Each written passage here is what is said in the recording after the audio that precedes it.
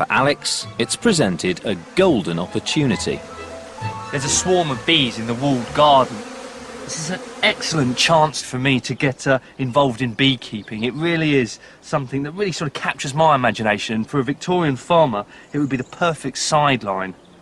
I shouldn't need gloves, but I am going to take the precaution here with a bit of string, just so they don't crawl up my sleeves.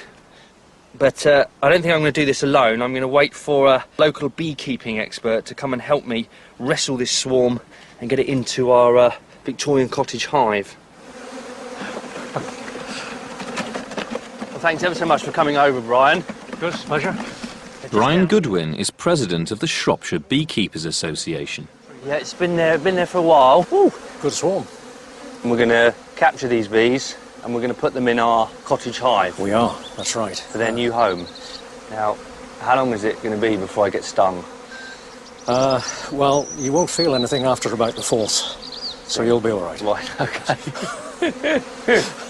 Brian's going to catch the bees in an old-fashioned type of hive, known as a skep. They were the way to keep bees many, many years ago. I mean, this is the sort of classic ancient way of keeping bees and sort of reminiscent, I suppose, of Winnie the Pooh. Exactly that, yes.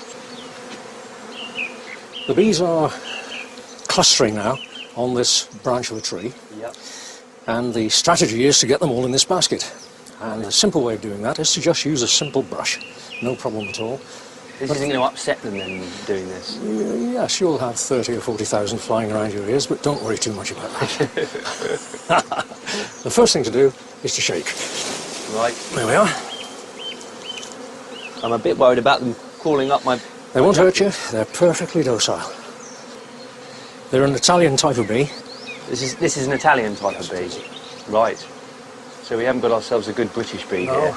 So, and these were imported in the Victorian period, then? They were, yes. They were imported from Slovenia, northern Italy, and they bred thousands and thousands of queens each year, and we imported them into this country in the mistaken belief that they were better than our bees.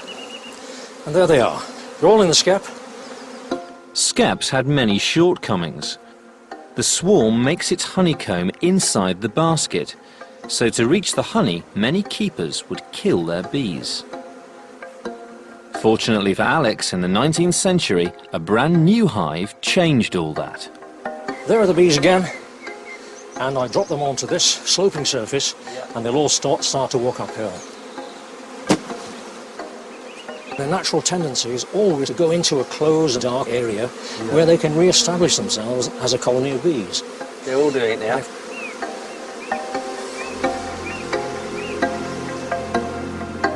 The modern beehive was created in 1851 by an American named Lorenzo Langstroth. He based his design on an amazing observation. Langstroth realised that the bees always constructed their combs with an 8mm gap. 8mm gap. This 8mm gap became known as the bee space, and replicating it was the basis of Langstroth's invention. I could lift this wooden frame which we put into the hive, and you will see that if I move it backwards and forwards, there's just 8mm space. Right. The bees add the beeswax in the centre there. We can take the comb out and we can examine it quite easily. And the bees are quite happy clinging to the comb, carrying on with their work, while the beekeeper can twist the comb about and observe exactly what they're doing. Get a really good inspection going here. That's right. And so for the first time, beekeepers became not just beekeepers, but bee managers. They could influence what was going on in the hive and take certain steps to change the behaviour of the bees and to change what was happening. And that was revolutionary, and that revolutionised beekeeping. Right. Wonderful. That's fine. And for a couple of weeks, the bees have been left to their own devices. It's about time that I got into the hive and had a check to see how things are getting on. And look at that. That is absolutely wonderful. They are making inroads. And in fact, looking at it, I think I should be concerned, because the danger here is that what they'll do is they'll fill this up and they'll say, right, we've run out of space, we need to swarm, we need to find somewhere else to go, and that's the last thing I want.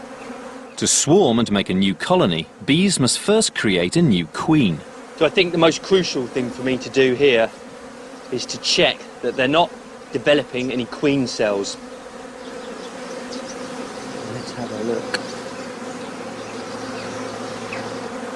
You can see all the larvae in there, and bingo. Now this is just what we don't want.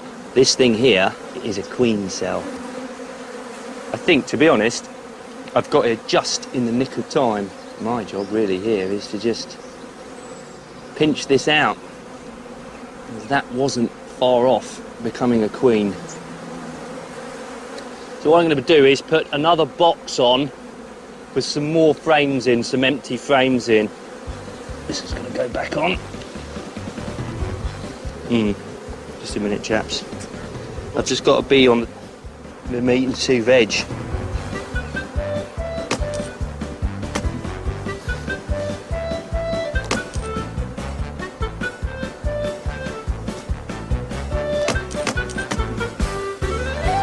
Don't want them getting in there. So, I think I've taken the necessary steps to avoid swarming. So, let's get the lid on. And it clearly won't be long now before we can start to extract some honey.